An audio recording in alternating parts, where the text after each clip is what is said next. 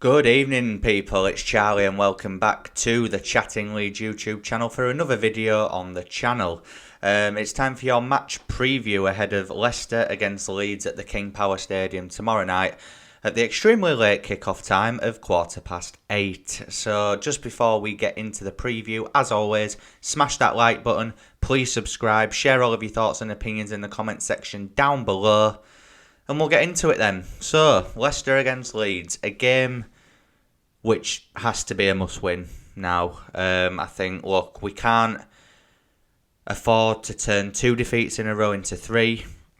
And especially with Leicester's form at the minute, similar to ours, except they've actually won a game in their last 6 and we haven't. But look, they're bottom of the league. They've got James Maddison out. They've got Johnny Evans out. Pereira out. Ndidi. They've got a lot of players out, basically. A lot of key players, especially James Maddison, which is a huge boost for Leeds United.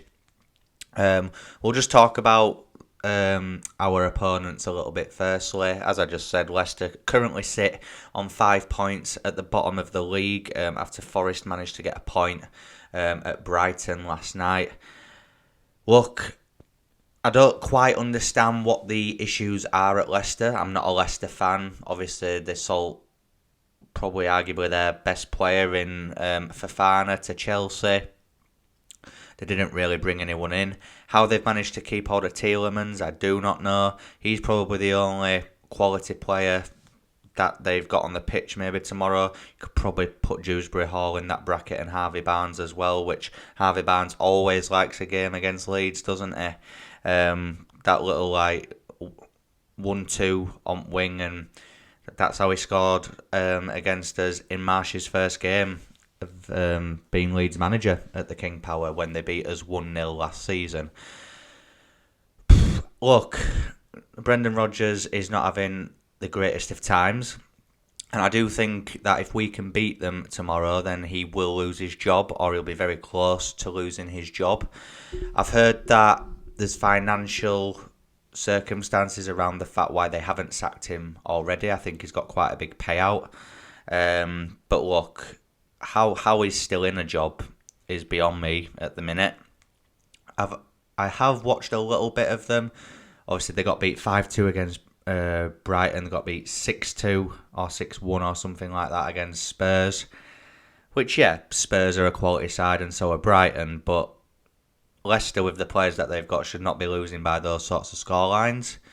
I just think defensively they're all over the place. I think teams are finding it very easy to score goals against them at the minute, which is why I'm feeling a little bit encouraged going into this game.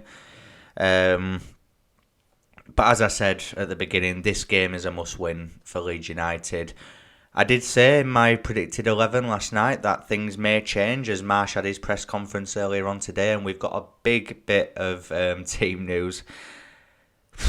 Pascal Struijk is out of the game tomorrow after picking up a minor injury. Hopefully he'll be okay for Fulham on Sunday, and Marsh did confirm that that means that Mr. Junior Firpo will be starting his first game of the season at left back.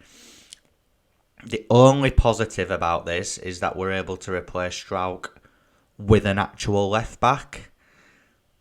But there are many negatives, which I am quite nervous for, to be honest. Look, I don't know who is going to be playing on that right-hand side. You'd expect Harvey Barnes to operate on the left, which will mean that he'll be coming up against Rasmus, who I think Christensen has been really good the last 2 games. He's coped well with Wilfred Zaha and Gabriel Martinelli, 2 of the best wingers in the league. So hopefully he'll be able to do a job on Harvey Barnes. But yeah, look, Pascal's been so good at left back so far this season, so it is a shame. But Firpo really needs to step up in this game, and he really needs to, make Marsh remember his qualities. Because, look, I know I have given him a lot of stick. I know Leeds fans have given him a lot of stick. And I'll be honest, if he has a poor game tomorrow, then on my match review, I will come on and I will probably slate him.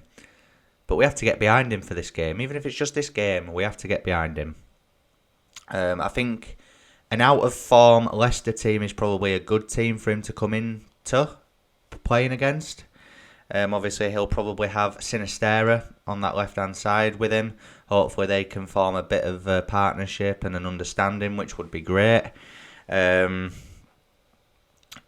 do think Bamford will start as well, and obviously Harrison on the right. Look, Leicester have got a lot of defensive injuries at the minute, so their back four is not going to be great.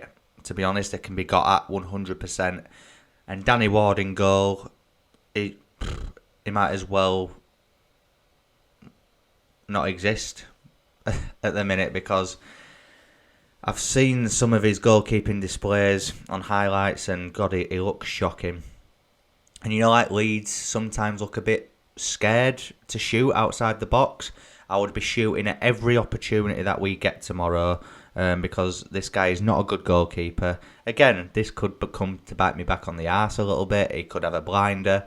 But based on the current form, he is not a good goalkeeper. Shoot from range, get it on target, and you've got a chance.